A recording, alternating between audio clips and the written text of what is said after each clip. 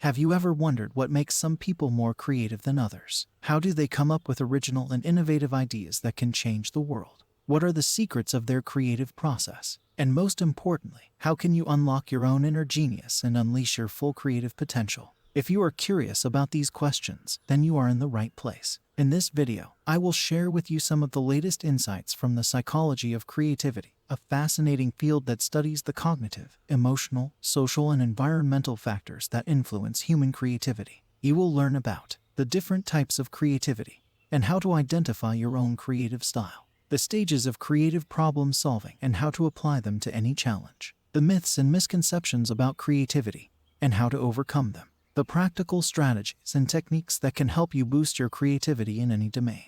But before we dive into the details, let's start with a simple definition. What is creativity? Creativity is the ability to produce something new and valuable, either in the form of a product, a service, a solution, an artwork, or a novel way of thinking. Creativity is not a fixed trait that you are born with or without. Rather, it is a skill that can be developed and improved with practice and training. Creativity is not limited to a few gifted individuals or domains. Rather, it is a universal human potential that can be expressed in any field or context. Creativity is not a random or mysterious phenomenon. Rather, it is a systematic and deliberate process that can be understood and enhanced by applying scientific principles and methods. So, how can you become more creative? Let's explore some of the key aspects of the psychology of creativity and see how they can help you unlock your inner genius. Types of creativity. One of the first things to understand about creativity is that it is not a one-size-fits-all concept. There are different types of creativity that reflect different aspects of the creative process,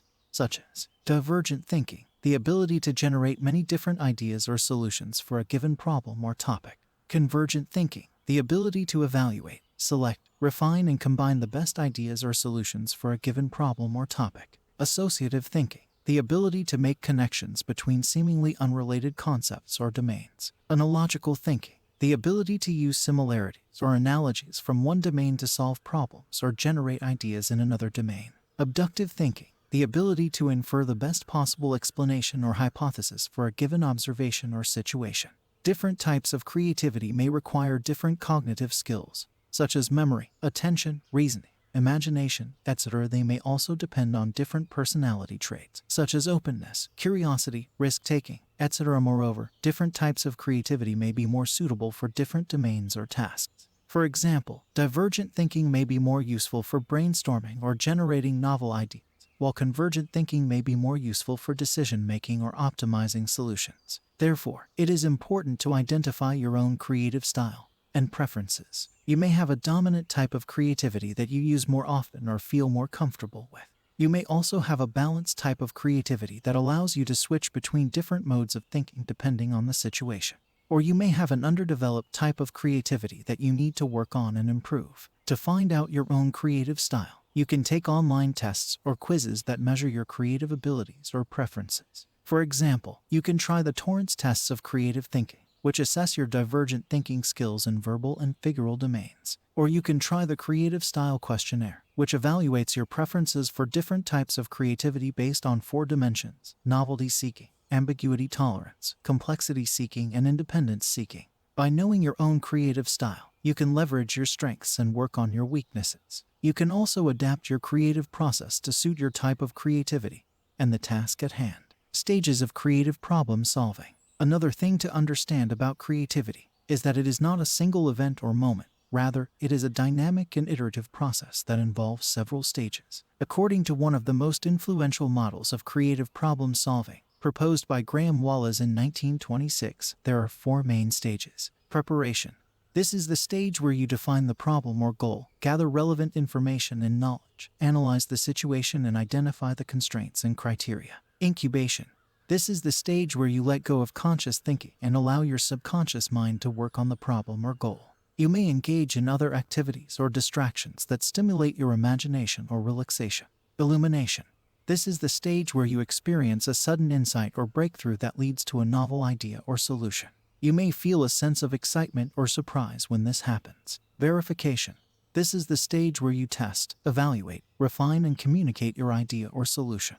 You may seek feedback, criticism, or validation from others or yourself. These stages are not linear or sequential, rather, they are cyclical and recursive. You may go back and forth between different stages, repeat some stages, skip some stages, or add some sub-stages. For example, you may have multiple cycles of preparation, incubation, illumination, verification for different aspects of the problem or goal. Or you may have a sub-stage of elaboration between illumination and verification, where you expand and develop your idea or solution further. Therefore, it is important to be flexible and adaptable in your creative process. You may need to adjust your strategies and techniques depending on the stage you are in and the challenges you face. You may also need to monitor your progress and outcomes and revise your goals and plans accordingly. To improve your creative problem-solving skills, you can use various tools and methods that can help you in each stage. For example, you can use brainstorming, mind mapping, Scamper, etc. to generate ideas in the preparation stage. You can use meditation, music, exercise, etc. to stimulate your incubation stage. You can use lateral thinking, TRIZ, etc. to trigger your illumination stage. And you can use SWOT analysis, prototyping, feedback, etc. to validate your verification stage. By following a systematic and deliberate creative process, you can increase your chances of finding new and valuable ideas or solutions for any problem or goal.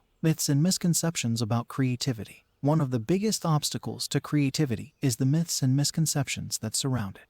These are false or misleading beliefs that can limit your creative potential and performance. Some of the most common myths and misconceptions about creativity are: creativity is a rare gift that only a few people have. Creativity is a fixed trait that cannot be changed or improved. Creativity is a spontaneous and unpredictable phenomenon that cannot be controlled or influenced. Creativity is a solitary and individual activity that does not involve collaboration or communication. Creativity is a domain-specific skill that only applies to certain fields or contexts.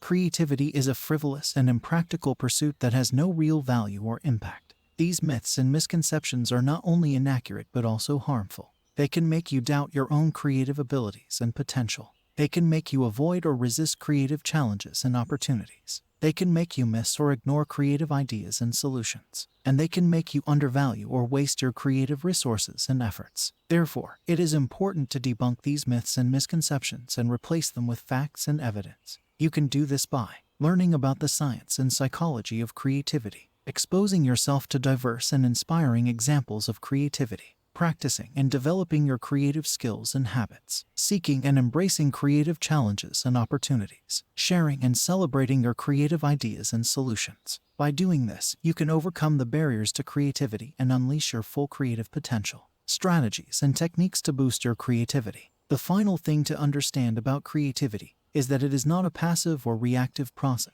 Rather, it is an active and proactive process that requires intentional and deliberate actions. You cannot just wait for creativity to happen. You have to make it happen. You cannot just rely on external factors to influence your creativity. You have to influence it yourself. Therefore, it is important to adopt various strategies and techniques that can help you boost your creativity in any domain. Some of the most effective strategies and techniques are: challenge yourself, seek new experience, learn new skills, explore new domains, set high but realistic goals, take risks, embrace failures, etc. Curate yourself, expose yourself to diverse sources of information, inspiration, and stimulation, such as books, articles, podcasts, videos, artworks, etc. Connect yourself, interact with different people who can offer different perspectives, insights, feedbacks, or collaborations, such as mentors, peers, experts, etc. Cultivate yourself. Practice self-care activities that can enhance your physical, mental, and emotional well-being, such as sleep, nutrition, exercise, meditation, etc. Create yourself. Engage in regular creative activities that can express your personality, interests, values, or passions, such as writing, drawing, singing, etc. By applying these strategies and techniques consistently and persistently, you can boost your creativity in any domain.